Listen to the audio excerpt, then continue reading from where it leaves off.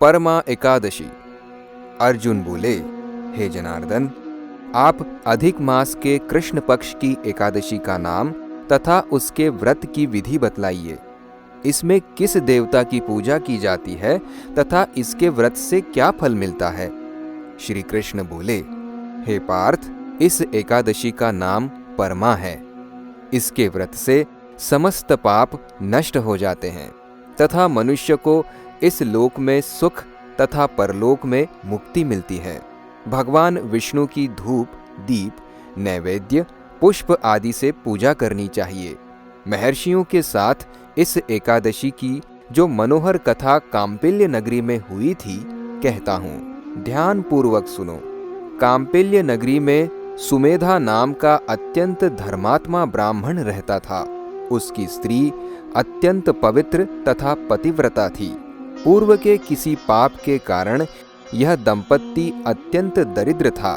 उस ब्राह्मण की पत्नी अपने पति की सेवा करती रहती थी तथा अतिथि को अन्न देकर स्वयं भूखी रह जाती थी। एक दिन सुमेधा अपने पत्नी से बोला, हे प्रिय, गृहस्थी धन के बिना नहीं चलती, इसलिए मैं परदेश जाकर कुछ उद्योग करूं। उसकी पत्नी बोली, हे प्राणनाथ, पति अच्छा और बुरा जो कुछ भी कहे, पत्नी को वही करना चाहिए। मनुष्य को पूर्व जन्म के कर्मों का फल मिलता है।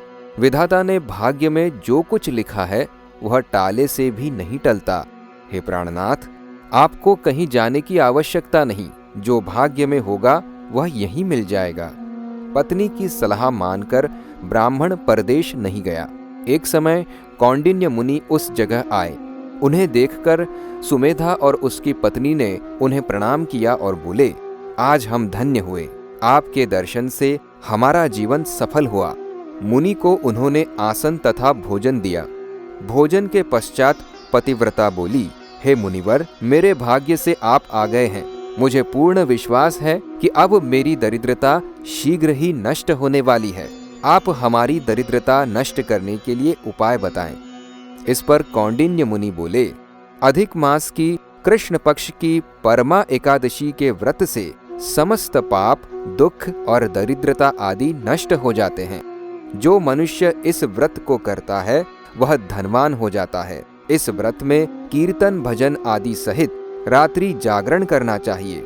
महादेव जी ने कुबेर को इसी व्रत के करने से धनाध्यक्ष बना दिया है। फिर मुनि कौंडिन्य ने उन्हें परमा एकादशी के व्रत की विधि कह सुनाई। मुनि बोले, हे ब्राह्मणी, इस दिन प्रातः काल नित्य कर्म से निवृत्त होकर विधि पूर्वक पंचरात्रि व्रत आरंभ करना चाहिए। जो मनुष्य 5 दिन तक निर्जल व्रत करते हैं वे अपनी माता पिता और स्त्री सहित स्वर्ग लोक को जाते हैं।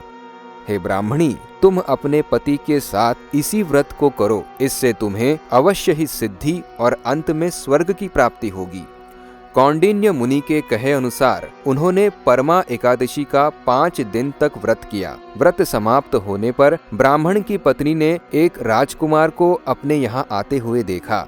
राजकुमार ने ब्रह्मा जी की प्रेरणा से उन्हें आजीविका के लिए एक गांव और एक उत्तम घर, जो कि सब वस्तुओं से परिपूर्ण था, रहने के लिए दिया।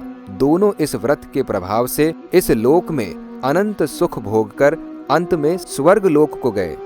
हे पार्थ, जो मनुष्य परमा एकादशी का व्रत करता है उसे समस्त तीर्थों व यज्ञों आदि का फल मिलता है। जिस प्रकार संसार में 4 पैर वालों में गौ, देवताओं में इंद्रराज श्रेष्ठ हैं, उसी प्रकार मासों में अधिक मास उत्तम है। इस मास में पंचरात्रि अत्यंत पुण्य देने वाली है।